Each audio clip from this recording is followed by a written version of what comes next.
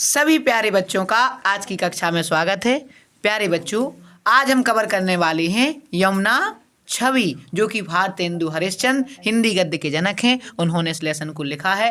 प्यारे विद्यार्थियों, इसके फर्स्ट पार्ट में हमने प्रेम माधुरी का अर्थ डाल दिया है। जिसने भी वो नहीं देखा है वो जाके पहले देख लें। आइए हम बढ़ते हैं आज यमुना छवि की ओर। तो देखिएगा प्यारे बच्चों, यमुना छवि लेसन की हम व्याख्या समझाते हैं आपको। ध्यान से देखिए। तरनि तनुजा तट तमाल तरुवर बहु छाए, झुके कूल सो जल पर सनहित मनहु सुहाए। बेटा तरनि तनुजा, देखो तरन तनुजा कहा गया है सूर्यपुत्री यमुना जी के लिए। तरन तनुजा मीन्स क्या होता है? सूर्य की पुत्री यमुना जी। तट माने किनारा और तमाल माने एक वृक्ष का नाम है। तमाल बताओ काय का नाम है? वृक्ष का। और तरुवर मीन्स होता है बेटा वृक्ष। देखो तमाल तरुवर यानी तमाल के वृक्ष। बहु माने बहुत, छाए माने छाए हैं। तो प्यारे बेटा तरन तनुजा माने यमुना जी।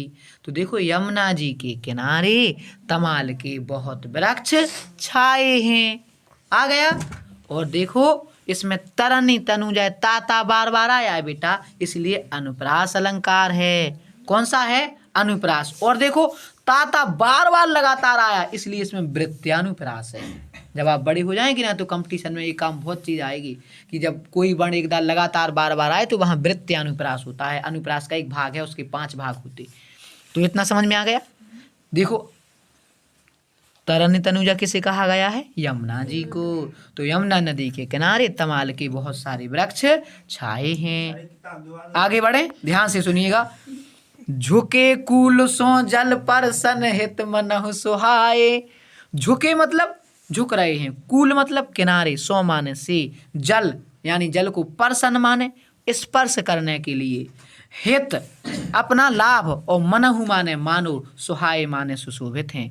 सुहाए माने सुशोभित हैं या शोभायमान हैं। तो बेटा उनकी डालियां जो झुकी हैं ना यमुना नदी के किनारे, उन्हें देखकर ऐसा लगा मानो वो यमुना के पवित्र जल को स्पर्श करना चाहते हों।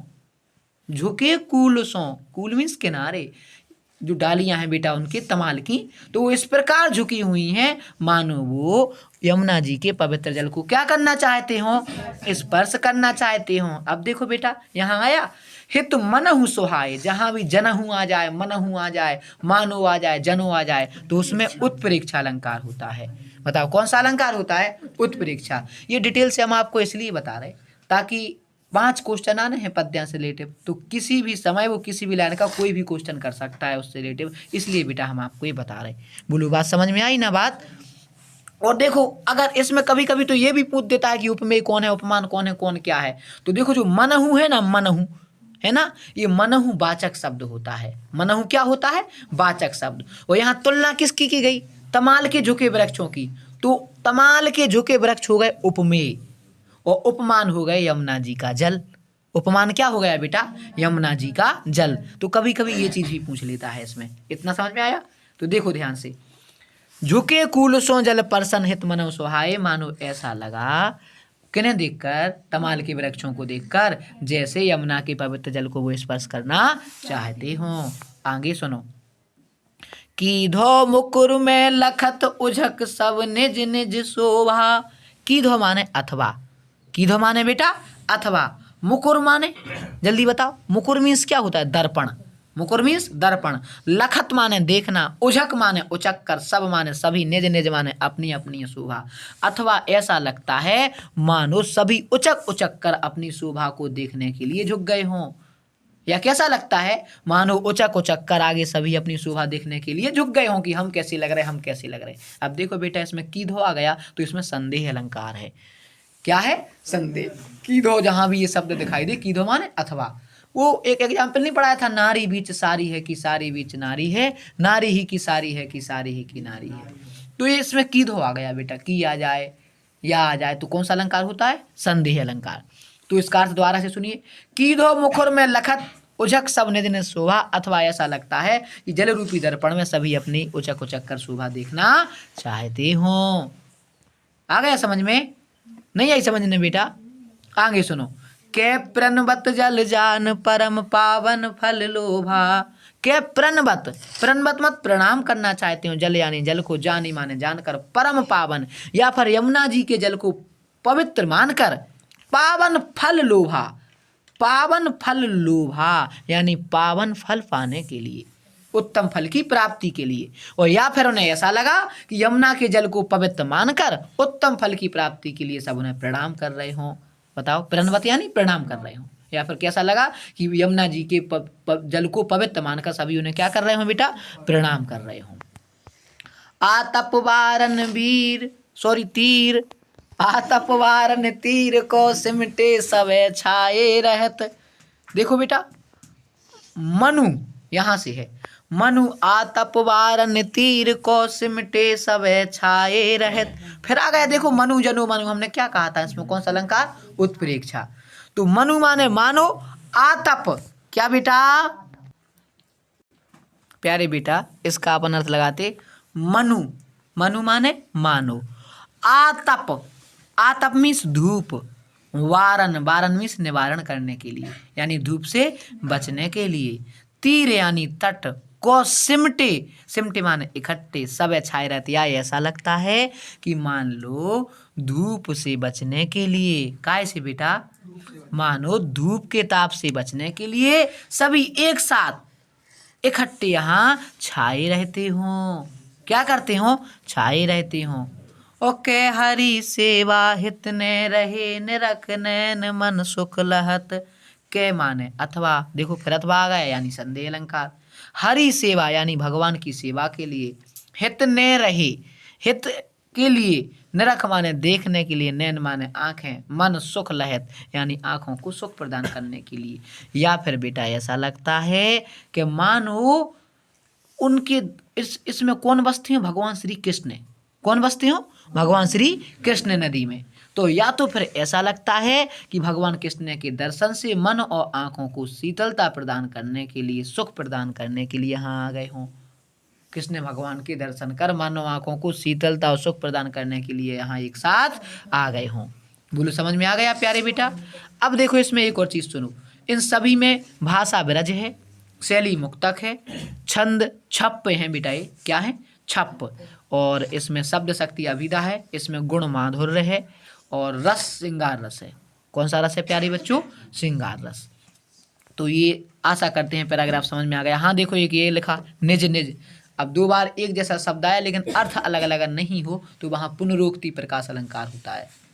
कौन सा होता है, पुनरुक्ति प्रकाश अलंकार। तो प्यारे बच्चों आशा करते हैं इसका आपको अर्थ समझ में आ गया होगा। देखो पेपर में किसी भी लाइन का अर्थ पूछ सकता है। मान लो अगर उसने ये पूछ दिया हो, मनु आतप वारन तीर को सिमटे सवे छाए रहे, केवल एक स्पेशली लाइन दे दिया हो तो इसका अर्थ कैसे लगाएंगे। मनु माने मानो, आतप मीन्स मैंने क्या बताया था, धूप, वारन मीन्स क्या बताया था, निवारण करना, तीर यानी किनारे, तीर मतलब तट, को सिमटे सवे छाए रहत। बेटा मानो तट को धूप से बचाने के लिए वे सभी एक साथ सिमट कर वहां छाए रहते हों।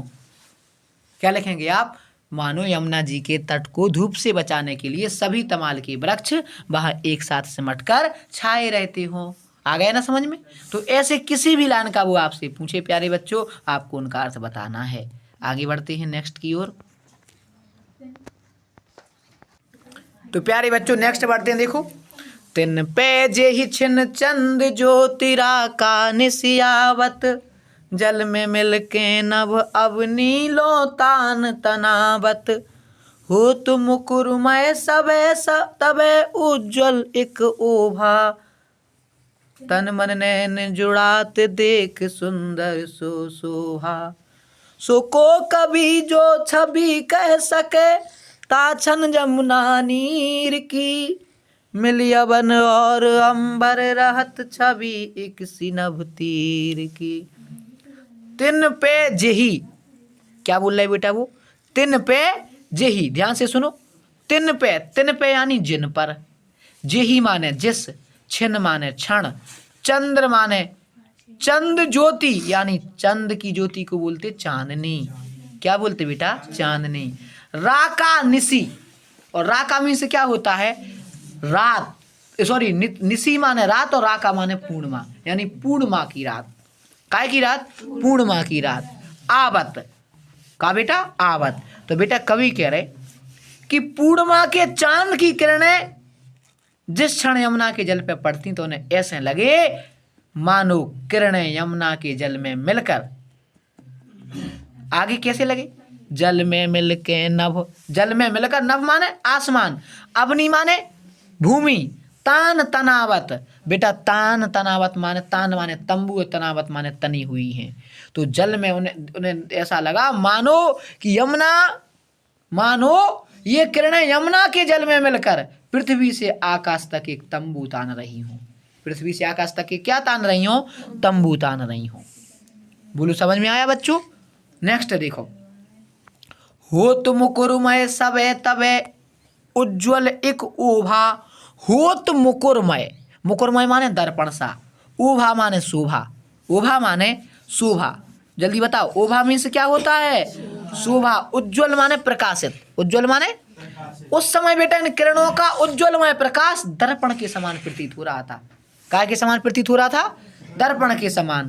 तन मन नैन जुड़ात देख सुंदर सो शोभा, और बेटा तन मन और आंखों को शीतलता और सुख का अनुभव करा रही थी उसकी सुंदरता। तन मन नैन जुड़ात, जुड़ात माने शीतल होता है। तो काय के लिए बेटा? तन के लिए। उस शोभा को देख के, यमुना की अनुपम शोभा को देखकर कैसा लग रहा था? तन मन और आंखों को शीतलता और सुख का अनुभव हो रहा था। सुख को कभी जो छवि कह सके, ऐसा संसार में कौन सा कवि है जो उस समय इस छवि का वर्णन कर सके? किस छवि का? ताछन जमुना नीर की, नीर मीन्स पानी। ऐसा कौन सा कवि है संसार में जो यमुना के जल की सुंदरता का वर्णन कर दे? मिली अवनी और अंबर रहत, अवनी मीन्स पृथ्वी, अंबर मीन्स आसमान, छवि एक सी नभ तीर की, एक सी नभ तीर की। बेटा आकाश से लेके पृथ्वी तक एक समान शोभा दिखाई पड़ रही थी। कैसी पड़ रही थी बेटा? एक समान। बोलो समझ में आया? देखो एक बार और ध्यान से, तो देखो इस आखिरी लाइन का, मिली अवनी और अंबर रहत छवि एक सी नभ तीर की। बेटा उस पूर्णिमा के चांद की छवि को देखकर, काय की? पूर्णिमा के चांद की जो किरणें थी ना, तो आकाश और नदी के किनारों की जो सुंदरता का उसमें वर्णन दिखाया गया है, तो वो क्या कह रहे? ऐसा लग रहा जैसे आकाश से पृथ्वी तक एक जैसी शोभा दिखाई दे रही हो। कैसी शोभा दिखाई दे रही हो बताओ? एक जैसी शोभा दिखाई दे रही हो। तो ये मैंने आपको बताया प्यारे बच्चों। और आगे सुन, तो प्यारे बच्चों अगर इसमें हम अलंकार की बात करें तो देखो लास्ट में देखो आवती, तनावती, तो इसमें अनुप्रास अलंकार है। ओभा, शोभा, नीर की, तीर की, सबके आखिरी में कह रहे हम, तो कौन सा अलंकार है? अनुप्रास। और अगर अनुप्रास में भी बात करें तो अनित्य अनुप्रास है। फिर अंत में समानता जब हो ना तो उसमें अनित्य अनुप्रास होता है। और यहाँ देखो ये लिखा था ना कि जब यमुना के जल में बेटा चंद्रमा की किरणें पूर्णिमा की पड़ती हैं तो उन्हें देखकर कैसा लगा? जैसे यमुना के जल में क्या आसमान से लेकर धरती तक क्या तान दिया हो? तंबू। तो उन्हें ऐसा देखकर उनके जैसा लगा, तो यहाँ उपमा भी हो सकता है। कौन सा है? उपमा भी। लेकिन अनुप्रास तो हमने आपको बता दिया कि कहाँ है। तो प्यारे बच्चों दो अलंकार थे इसमें। अब आगे बढ़ते हैं, और जो मैंने भाषा माषा सब बताई थी वो सभी में एक जैसी रहेगी। ठीक है, आगे बढ़ते हैं नेक्स्ट की ओर। परत चंद प्रतिबिंब कहूँ जल मधि चमकायो। प्यारे बच्चों अब अगले पद का परत चंद प्रतिबिंब कहूँ जल मधि चमकायो, लोल लहर लही नचत कबहु सोई मन भायो, मनु हरि दर्शन हेत चंद जल बसत सुहायो, कै तरंग कर मुकुर लिए शोभित छवि छायो, के रास रमन में हरि मुकुट आभा जल दिख रात है, कै जल और हरि मूरत बसत ता प्रतिबिंब लखात है। प्यारे बेटा इसका अर्थ देखते हैं। परत चंद प्रतिबिंब कहूँ, बेटा परत चंद, परत यानी पड़ता है, चंद में यानी चंद्रमा का, प्रतिबिंब यानी कि परछाई, कहूँ कैसे कहूँ, जल यानी जल में, मधि माने बीच में, चमकायो माने, चमकायो माने सुशोभित होती है, चमकती है। तो बच्चों जब जल के मध्य चंद्रमा का प्रतिबिंब चमकता हुआ दिखाई पड़ता है तो कैसा लगता है? लोल लहर। लोल माने चंचल और लहर माने लहर और लही माने पाकर, नचत माने नृत्य करता हो, कबहू माने कभी, सोई मन भायो। ऐसा लगता है मानो चंचल लहरों के हिलने से चंद्रमा का हिलता प्रतिबिंब ऐसा लग रहा है जैसे वो नृत्य कर रहा हो, मानो वो चंचलता के साथ क्या कर रहा हो प्यारे बेटा? नृत्य कर रहा हो। मनु हरि दर्शन हेत, या फिर मनु माने अथवा, हरि माने भगवान के, हरि मतलब कृष्ण भगवान के, हेत चंद जल बसा स्वाहा, या फिर ऐसा लगता है मानो कृष्ण भगवान के दर्शन के लिए वो जल में निवास कर रहा हो कि यहीं भगवान आएंगे और यहीं हमारे दर्शन प्राप्त उनके हो जाएंगे। कै तरंग कर मुकुर लिए शोभित छवि छायो रहत। कै तरंग, प्यारे बेटा वो क्या बोल रहा है? कै तरंग कर मुकुर लिए, तो बेटा वो क्या कह रहे? कै तरंग कर मुकुर लिए। तरंग यानी यमुना की वो लहरें, मुकुर माने दर्पण, लिए शोभित छवि छाए रहत, या फिर ऐसा लग रहा है बेटा उनके लिए मानो कैसा लग रहा है जल्दी बताओ? जैसे कि यमुना की लहरें अपने हाथ में चंद्रमा का प्रतिबिंब रूपी दर्पण लिए हों, चंद्रमा का प्रतिबिंब रूपी क्या लिए हों? दर्पण लिए हों। ओके, रास रमन में हरि मुकुट आभा दिख रात है, या फिर ऐसा लग रहा है कि भगवान यहाँ रास करने के लिए आए होंगे। क्या करने के लिए? रास। तो रास क्रीड़ा में श्री कृष्ण भगवान के मुकुट की शोभा दिखाई दे रही हो, या फिर ऐसा लग रहा है कि श्री कृष्ण भगवान का क्या है? ये मुकुट है। और या फिर कैसा लगता? जल उर हरि मूरत बसतता प्रतिबिंबत लखात है, या फिर ऐसा लगता है कि इस जल में भगवान कृष्ण की छवि बसती है, उन्हीं का ये प्रतिबिंब दिखाई दे रहा है। बोलो बच्चों समझ में आया? अब देखो इसकी अपन पद की कुछ व्याकरण से संबंधित बातें करते हैं। प्यारे बेटा ध्यान से देखोगा इसकी ओर। तो प्यारे बच्चों अगर हम इसमें अलंकार की बात करें तो देखो एक आया, सबसे पहले तो देखो आखिरी में चमकायो भायो सुहायो छायो, तो अनित्यानुप्रास है। उसके बाद बेटा यहाँ मनु आया, हमने कहा था जनहु मनहु मनो जी आ जाए तो उत्प्रेक्षा अलंकार है। उसके बाद देखो के आया, के रास रमन में, के जल में, तो के आ जाए अथवा आ जाए तो संधि अलंकार है। तो इतने सारे इसमें क्या है प्यारे बच्चों? अलंकार। और उसके बाद देखो लोल लहर लही, बार बार ला आया तो अनुप्रास अलंकार है। यहाँ पे देखो आप उसी वर्ण में बताओ, ऐसे नहीं लिख देना कि इसमें ये ऐसा। अगर आप ऐसा लिखेंगे कि इस लाइन में है तो आपको प्लस पॉइंट मिलेगा इसका प्यारे बेटा, और वे भी पूछ लेंगे। उसके बाद ये भी देखो कि हरि के अनेकार्थी शब्द और लहर के, ऐसा भी पूछ सकता है। तो हरि मीन्स विष्णु भी होते हैं, हरि मीन्स हाथी भी, इंद्र भी, पहाड़ भी, ठीक है। और लहर मीन्स क्या होता है? तरंग, वायु की गति को कहते, उमंग को कहते, जोश को कहते। तो ये अनेकार्थी सब हैं, ये पर्यायवाची इस प्रकार के भी आपसे वो पूछ सकते हैं प्यारे बेटा। बोलो समझ में आया? तो आगे बढ़ते हैं हम। और बाकी हमने जो भाषा ब्रज बताई थी, गुणमाधुर्य बताया था, छंद छप्प बताया था, शैली मुक्तक बताई थी, और शब्द शक्ति क्या बताई थी? लक्षणा। नेक्स्ट पद की ओर बढ़ते हैं। कबहु होत सत चंद कबहु प्रकटत दूर भाजत। वो कह रहे बेटा कभी सैकड़ों चंद्रमा हो जाते हैं। देखो चांदनी रात में जब हवा चलने से यमुना का जल जब हिलता है ना, काय का जल? यमुना को, तो उस जल में बेटा जब चंद्रमा को प्रतिबिंब दिखाई दे तो उसे देखकर कैसा लगता? कभी मान लो वो सैकड़ों रूप ले लेता है, सैकड़ों क्या ले लेता है? रूप। कभी होत सत चंद, जब लहरें हिलती हैं तो ऐसा लगता है जैसे कभी 100 चंद्रमा दिखाई दे रहे। कबहु प्रकटत कबहु दूर भाजत, कभी प्रकट होता है तो कभी दूर चला जाता है, कभी लहरों के साथ दूर चला जाता है तो कभी छिप जाता है तो कभी दिखाई देने लगता है। पवन गवन बस बिंब रूप धल जल में बहु साजत।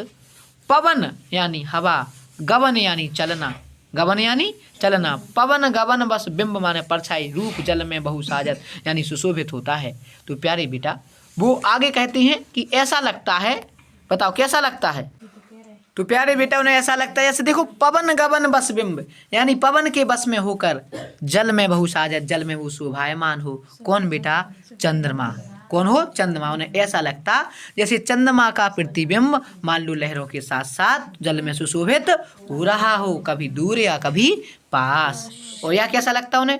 मनु शशि भर अनुराग जमुन जल। मनु माने मानो, शशि माने चंद्रमा, अनुराग माने प्रेम, और जमुन माने यमुना जी। जल लोटट डोले, या मान लो चंद्रमा प्रेम में परिपूर्ण होकर यमुना जल में डोलता फिर रहा हो। यमुना के जल में कैसा फिर रहा हो? डोलता फिर रहा हो।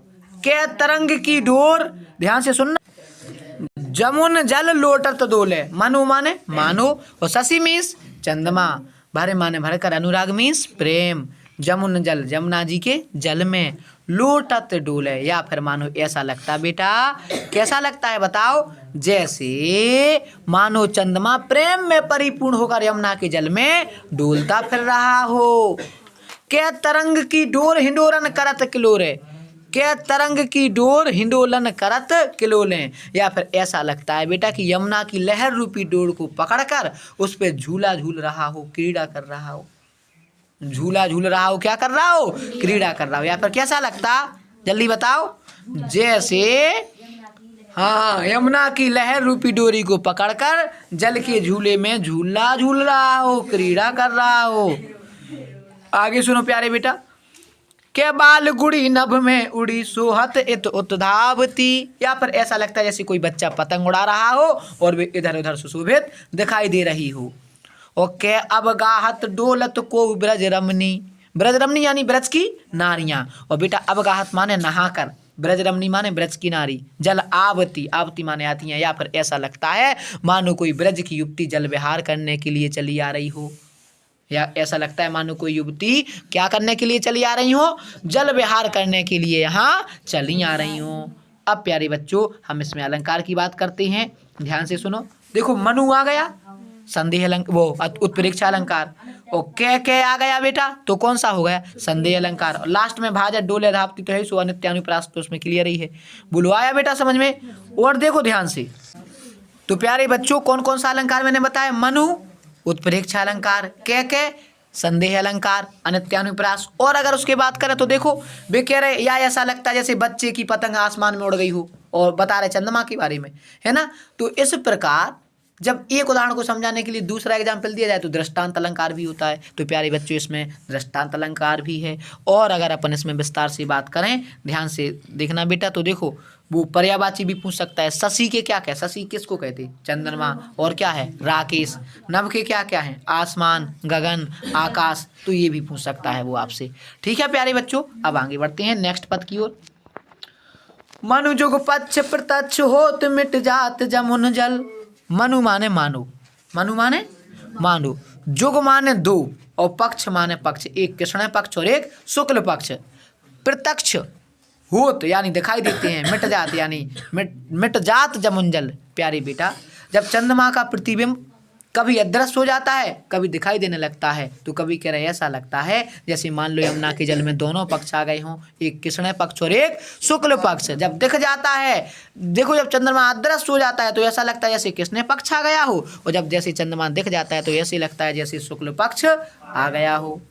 और के तारागण ठगन लुकत प्रगटत शशि अविकल, के माने अथवा तारागण ठगत, तारागणों को ठगने के लिए, लुकत माने, लुकत माने जल्दी बताओ, लुकत मीन्स छिप जाते हैं, और प्रकट मीन्स प्रकट हो जाते हैं। शशि माने चंद्रमा, और अविकल माने पूर्ण, या ऐसा लगता है कि तारों को ठगने के लिए कभी चंद्रमा दिखाई देने लगता है तो कभी चंद्रमा छिप जाता है।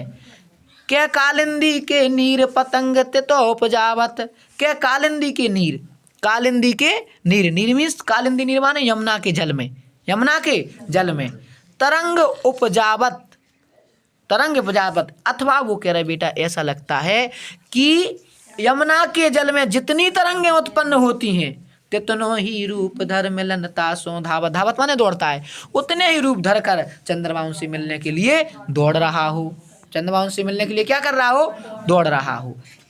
आगे सुनो, के बहुत रजत चकई चलत के फुहार जल उच्छरत, के बहुत चकई चलत फुहार जल उच्छरत, या फिर बेटा उन्हें ऐसा लग रहा हो जैसे मान लो चंद्रमा मानो जल में, जल के प्रतिबिंब में, जल के भीतर चांदी की कई चकई चल रही हो, फुहारें उठ रही हो, चांदी की क्या चल रही हो, चकई हो, क्या उठ रही हो, फुहारें। के निशिपति मल्ल, निशिपति माने चंद्रमा, और मल्ल माने पहलवान, अनेक विधि उठ बैठ कसरत करत, या फिर ऐसा लगता है मानो चंद्रमा रूपी पहलवान उठ बैठ कर कई प्रकार की क्या कर रहा हो, कसरतें कर रहा हो, क्या कर रहा हो, कसरतें कर रहा हो। तो प्यारे बेटा अब अपन इसमें भी अलंकार की ओर देख लेते हैं, ध्यान से सुनिएगा। देखो मनु आ गया, पक्का है उत्प्रेक्षा अलंकार। के आ गया, कौन सा है, संदेह अलंकार। और फिर इसमें एक उदाहरण को समझाने के लिए दूसरा भी दिया तो दृष्टांत अलंकार हो गया है। और एक और बात देखो के निशिपति मल्लन एक बैठो तो कसरत करत। देखो यहाँ अमानव में मानव की संभावना की जाए, यानी निर्जीव वस्तु में सजीव की। उनने जाकर के चंद्रमा ऐसा लग रहा हो जैसे पहलवान कहीं कसरत कर रहा हो। तो कौन सा अलंकार? मानवीकरण अलंकार। कौन सा है बेटा? मानवीकरण अलंकार। अच्छा, एक और पर्यायवाची इसमें पूछ सकता है कालिंदी। तो कालिंदी मीन्स यमुना, और उन्हें क्या कहते हैं? सूर्य सुता भी। और जल की सबने बताई दे, तोय, नीर, जल, अम्बु। ठीक है, आगे सुनो प्यारे बेटा, नेक्स्ट की ओर बढ़ते हैं और ये आपका आखिरी है। कूंजत कहूँ कल हंस कहूँ मंजत पारावत, ओ कहूँ कारंड उड़त कहूँ जल कुक्कुट धावत, चक्रवाक कहूँ बसत कहूँ बक ध्यान लगावत, और सुख पिक जल कहूँ पियत कहूँ भ्रमलावली गावत, कहूँ तट पर नाचत मोर बहुरोर विविध पंछी करत, और जन पान नहान कर सुख भरे तट शोभा सब जिए धरत। कूंजत, कूंजत माने कूंज रहे हैं, कहूँ माने कहीं, कल हंस माने उत्तम हंस, और कहूँ माने कहीं, मंजत माने स्नान कर रहे हैं, और पारावत माने कबूतर। बेटा यमुना के जल में कहीं हंस कूंज रहे हैं, इधर उधर विहार कर रहे हैं, तो कहीं कबूतरों का समूह स्नान कर रहा है। कहूँ कारंड उड़त, कारंड माने कोड़िला पक्षी, उड़त, तो कहीं प्यारे बच्चों कोड़िला पक्षी किसे कहते? बदक को। कहीं बदक उड़ते दिखाई दे रहे हैं, तो जल कुक्कुट धावत, तो कहीं जल मुर्गियां दौड़ती दिखाई दे रही हैं। देखो एक बार और, यमुना के जल में कहीं हंस विहार करते दिखाई दे रहे, तो कहीं कबूतरों का समूह स्नान कर रहा है, तो कहीं बदक उड़ते हुए दिखाई दे रहे, तो कहीं जल मुर्गियां दौड़ती हुई दिखाई दे रही।